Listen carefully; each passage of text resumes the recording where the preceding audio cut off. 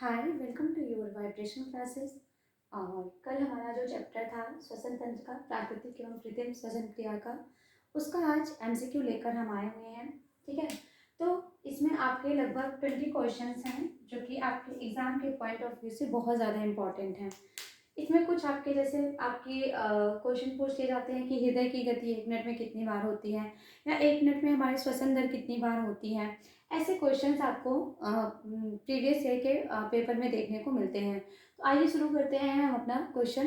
देखिए, सबसे पहला जो हमारा क्वेश्चन है कि एक स्वस्थ वयस्क व्यक्ति 1 मिनट में कितनी बार सांस लेता है। देखिए, वैसे तो अगर आपसे पूछा जाए कि स्वस्थ व्यक्ति 1 मिनट में कितनी बार सांस लेता है तो 18 बार होता है। मिनिमम कितना होता है आपका? 18 बार होता है। तो इसमें आपका क्या दिया हुआ है? इसमें आपका है 14 से 15 बार, 14 से 20 बार, 10 से 20 बार, 25 बार। ठीक है, तो इसमें तो वैसे क्या होगा आपका, क्योंकि ये 18 है। ठीक है, मैं वैसे एक स्वस्थ व्यक्ति 1 मिनट में कितनी बार श्वसन लेता है तो 18 बार लेता है। तो 14 से 15 तो नहीं, ये 14 से 20 बार जो आपका है यही आपका क्या होगा, यही आपका सही आंसर होगा। श्वसन का प्रमुख अंग क्या है? कल जब मैंने आप लोगों को पढ़ाया था तो मैंने बताया था कि कौन कौन से श्वसन अंग आपकी श्वसन क्रिया में भाग लेते हैं। हमने मुख पढ़ा था, हमने नासिका पढ़ा था, हमने ग्रसनी पढ़ा था। ऐसे ही हमने कई सारे क्या हुए थे, जितने भी अंग आपके श्वसन क्रिया में भाग लेते हैं वो हमने देखे थे। तो इसमें क्या है, फेफड़ा है, आमाशय है, खोपड़ी है, हृदय। तो आमाशय का तो हमारे श्वसन से कोई मतलब नहीं है, खोपड़ी का भी नहीं है, हृदय का भी मतलब नहीं है। ये इसका सही आंसर क्या है? फेफड़ा। मतलब श्वसन का प्रमुख अंग हमारे यहाँ पे प्रमुख अंग पूछा है तो वो क्या है? फेफड़ा है। नेक्स्ट क्वेश्चन है कि वायु कोष में पाए जाते हैं। वायु कोष में क्या पाया जाता है? श्वास नली। वायु कोष पाए जाते हैं, मतलब वायु कोष आपके कहाँ पाए जाते हैं? तो वायु कोष आपके श्वास नली में पाए जाते हैं, हृदय में पाए जाते हैं, फेफड़े में पाए जाते हैं, वृक्क में पाए जाते हैं। तो इसका जो सही आंसर है वो क्या है कि फेफड़े में पाए जाते हैं। आपके जो वायु कोष होते हैं वो कहाँ पे पाए जाते हैं? एक छल्ले नुमा टाइप के ये होते हैं, उसमें छिद्र होते हैं। देखिए, जो ये फेफड़े के वायुकोष होते हैं उनमें वो क्या होते हैं, वो इस तरीके से ऐसे ऐसे करके बने। जब इन्हीं में, जब जैसे जिसको निमोनिया होती है, टीबी के पेशेंट को बहुत ज़्यादा खांसी आती है, दरअसल में उसमें क्या होता है कि इन्हीं वायुकोषों में जो उसके जो जीवाणु होते हैं वो प्रहार कर देते हैं, उन्हीं को क्या करते हैं, धीरे धीरे खाना शुरू कर देते हैं, जिसकी वजह से व्यक्ति को खांसी बार बार क्या होती है, आती है। तो इतना आपको डिटेल में जाने की जरूरत नहीं है। वायुकोष कहाँ पाए जाते हैं? फेफड़े में पाए जाते हैं। नेक्स्ट क्वेश्चन है कि फेफड़ों में रक्त शुद्ध होने के लिए किसके द्वारा जाता है? फुफ्फुसी, धमनी से, सिराओं से, वायुकोष नहीं, रक्त कोशिकाओं के द्वारा हमारा रक्त शुद्ध होने के लिए जाता है। 24 घंटे ऑक्सीजन प्रदान करने वाला पौधा कौन सा होता है? आम का पेड़, आंवले का पेड़, पीपल व नीम का पेड़, गुलाब का पेड़। इसमें जो सही आंसर वो है आपका पीपल व नीम का पेड़। हमें क्या करता है? हमें ऑक्सीजन प्रदान करता है। मानव शरीर में फेफड़े की संख्या कितनी होती है? तो ये तो आप जानते हैं, मानव शरीर में 2 फेफड़ों की संख्या होती है। नेक्स्ट क्वेश्चन क्या कह रहा है कि श्वसन तंत्र के किस अंग में रक्त का शुद्धिकरण होता है? यकृत में होता है? नहीं, यकृत में नहीं होता है। वृक्क में होता है? नहीं। हृदय में होता है? नहीं। फेफड़े में होता है। कहाँ पे होता है? आपका फेफड़े में होता है। नेक्स्ट क्वेश्चन है कि श्वसन प्रक्रिया में कौन सी गैस बाहर निकलती है? देखिए, कल ही हमने पढ़ा था प्रश्वसन पढ़ा था, और क्या पढ़ा था हमने? निःश्वसन पढ़ा था। ये दो टर्मिनोलॉजी हम लोगों ने क्या किया था, कल देखा था। एक क्या था हमारा प्रश्वसन था और एक क्या था? निःश्वसन था। प्रश्वसन में मैंने आपको बताया था इसमें ऑक्सीजन को ग्रहण करने की प्रक्रिया होती है। क्या होती है? ऑक्सीजन को ग्रहण करने की प्रक्रिया होती है। और निःश्वसन में क्या होती है कि जो आपका CO2 होता है, जो आपका कार्बन डाइऑक्साइड होता है, उसको निकालने की जो प्रक्रिया होती है वो क्या कहलाती है? प्रश्वसन कहलाती है। तो इसमें क्वेश्चन क्या कह रहा है कि श्वसन क्रिया में कौन सी गैस बाहर निकलती है? तो हम सभी जानते हैं कि हम ऑक्सीजन को ग्रहण करते हैं और कार्बन डाइऑक्साइड को क्या करते हैं? छोड़ते हैं। तो आपका सही आंसर क्या हो गया? Carbon dioxide. कौन सा अंग श्वसन क्रिया में सहायता करता है? तो ये क्वेश्चन बार बार आप देख रहे हैं, रिपीट हो रहा है, फेफड़ा आपका। नेक्स्ट क्वेश्चन है कौन सा अंग श्वसन तंत्र का भाग नहीं है? देखिए, इसमें नाक है, तो नाक से भी हम श्वसन करते हैं। फेफड़ा भी आपका श्वसन अंग है। यकृत नहीं है, और श्वसन नली, श्वास नली, ये तीनों हमारे हैं, यकृत नहीं है। तो पूछा है कौन सा नहीं है, तो आपका क्या सही आंसर क्या होगा?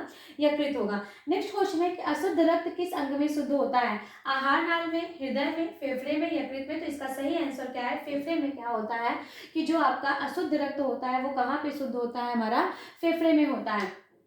अब देखिए, पूछा है कि नेक्स्ट क्वेश्चन सिल्वेस्टर विधि का प्रयोग होता है। देखिए, कल हमने कृत्रिम कृत्रिम श्वसन प्रक्रिया के कृत्रिम श्वसन के 3 प्रकार देखे थे। एक हमारा क्या था, सिल्वेस्टर था, क्या था, एक हमारा क्या था आपका सिल्वेस्टर था, दूसरा हमारा क्या था सेफर्स था, क्या था सेफर्स था, और तीसरा हमारा क्या था लाबोर्ड था। यही जो लाबोर्ड था इसी को हम अमेरिकन मेथड भी कह रहे थे। क्या कह रहे थे हम अमेरिकन मेथड भी कह रहे थे। और इसका प्रयोग तब होता है जब व्यक्ति के अंग श्वसन प्रक्रिया में भाग नहीं ले पाते हैं, तब हम लाबोर्ड विधि का क्या करते हैं प्रयोग करते हैं। तो यहाँ पूछा है कि सिल्वेस्टर विधि, और इन तीनों विधियों का प्रयोग हम कब करेंगे। सिल्वेस्टर विधि का प्रयोग कब होता है, डूबने पर, मूर्छित होने पर, अस्थिभंग होने पर, कोई नहीं। जब व्यक्ति डूबता है मतलब पानी में डूब कर उसको निकालते हैं, तब हम क्या करते हैं, हम सिल्वेस्टर मेथड का क्या करते हैं यूज करते हैं। कृत्रिम विधि से श्वास दिलाई जाती है जल में डूबने पर, फांसी लगाने पर, मोच आने पर, जुकाम होने पर। तो जल में डूबने पर हम क्या करते हैं कृत्रिम, फांसी लगाने पे तो फांसी तो लगी गई, तो व्यक्ति की मृत्यु ही हो गई। अब मोच आने पर तो मोच से हमारा और श्वसन प्रक्रिया का कोई जो है कोई भी रिश्ता नहीं है कह सकते हैं, जुकाम से भी नहीं है। तो कृत्रिम विधि में श्वास दिलाई जाती है किससे, आपके जल में डूबने से। नेक्स्ट क्वेश्चन क्या कह रहा है कि वायु से ऑक्सीजन ग्रहण करने वाला रुधिर में उपस्थित पदार्थ कौन सा होता है। तो ये सब हम लोग जानते हैं, हीमोग्लोबिन होता है। हृदय 1 मिनट में कितनी, बहुत बार क्वेश्चन रिपीट हुआ है, हृदय 1 मिनट में कितनी बार धड़कता है। तो हम सभी जानते हैं 72 टाइम हमारा हार्ट बीट क्या होता है 1 मिनट में होता है। मानव शरीर में एकमात्र धमनी जो ऑक्सीजन रहित वहन करती है, ठीक है। इसमें जो आपका क्वेश्चन है वो क्या कह रहा है, 1 मिनट रुक जाइए।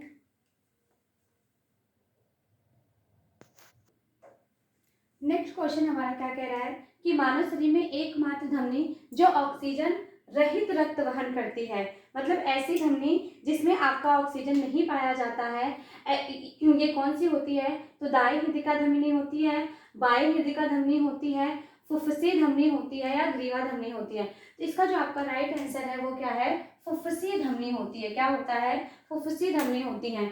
नेक्स्ट क्वेश्चन हमारा क्या है कि नवजात शिशु की हृदय गति क्या होती है। देखिए आप वैसे तो आप अगर वयस्क का देखें, एडल्ट का देखें तो 72 1 मिनट में कितनी बार हृदय गति होती है, 72 टाइम होती है। लेकिन वहीं पे आप नवजात शिशु का देखिए, जो बच्चे पैदा होते हैं उनकी जो हृदय गति होती है वो क्या होती है, वो बहुत तीव्र होती है। 120 से 140 टाइम होती है। क्या होती है, 120 से 140। आप अपने घर में अगर आपके छोटे बच्चे हैं तो आप देख भी सकते हैं कि उनकी हृदय गति बहुत तीव्र क्या होती है, चलती है। तो इसमें क्या कह रहा है आपका 70 to 90 हो गया, 80 to 60 हो गया, 80 to 120 हो गया, फिर 80 से 80 to 130 हो गया। तो इसका जो आपका क्या है, इसका जो आपका राइट आंसर है वो क्या है, वो आपका है, देखिए इसमें ये दोनों भी सही हो सकता है। 80 से 160 बार भी आप कर सकते हैं और 80 से 120 बार। लेकिन मैंने आपको बताया कि इसका जो एवरेज होता है वो क्या है, 120 से 140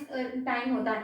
तो 120 से 140 आपका किस में आ जाएगा, आपके 80 से 160 में। तो यही आपका क्या होगा, राइट आंसर होगा। कह रहा है कि शारीरिक श्रम करने से श्वसन दर पर क्या प्रभाव पड़ता है। आप देखिए, आप सीढ़ी से बहुत जल्दी जल्दी चलिए और बहुत जल्दी जल्दी उतरिए। आप देखेंगे थोड़ी देर बाद आपकी सांस क्या होगी, बहुत तीव्र गति से चलने लगे। या फिर आप कोई काम करिए, या फिर बच्चा खेलते हुए दौड़ते हुए मैदान से भाग के घर में आता है, तो आप देखिए पसीने से लगता है, हाँ उसकी श्वसन गति क्या हो जाती है, बढ़ जाती है। क्या हो जाती है, शारीरिक श्रम करने पर आपकी श्वसन गति क्या हो जाती है, बढ़ जाती है। श्वसन क्रिया क्या है, कल ही मैंने आपको बताया था कि श्वसन क्रिया एक अनैच्छिक प्रक्रिया है, ठीक है। यह निरंतर चलने वाली, सतत चलने वाली एक क्या है, अनैच्छिक क्रिया होती है। फेफड़ों की क्रियात्मक इकाई क्या होती है, तो ये जो आपके वायु कोश होते हैं ये क्या है, ये फेफड़ों के क्या होते हैं, आपके क्रियात्मक इकाई होती है। तो ये आपका क्या था, कुछ आपके 20 क्वेश्चन थे जो इस चैप्टर से बने हुए थे। इसको आप लोग एक बार फिर से रिविजन इसका कर लीजिएगा। तब तक मिलते हैं हम नेक्स्ट वीडियो में एक नए चैप्टर के साथ। और आप अपनी पढ़ाई को कंटिन्यू रखिए क्योंकि एग्जाम आपका पास ही है, तो उसमें आप, ताकि आप अच्छा उसमें परफॉर्मेंस कर सकें। आप हंसते रहिए, मुस्कुराते रहिए, अपना ध्यान रखिए। Thank you.